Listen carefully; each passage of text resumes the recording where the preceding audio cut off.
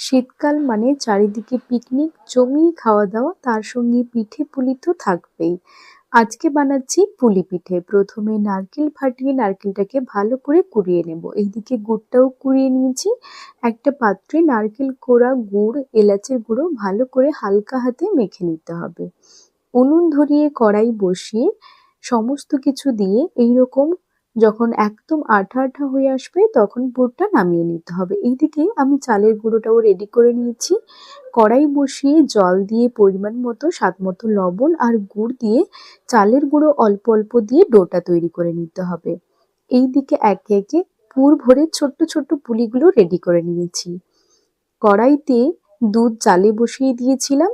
এরপর তেজপাতা, এলাচের গুঁড়ো, একে একে পিঠে, স্বাদ মতো লবণ আর চিনি দিয়ে একদম ঘন হয়ে নামিয়ে নিলেই রেডি দারুণ স্বাদের পুলি পিঠে। আজ এই পর্যন্ত।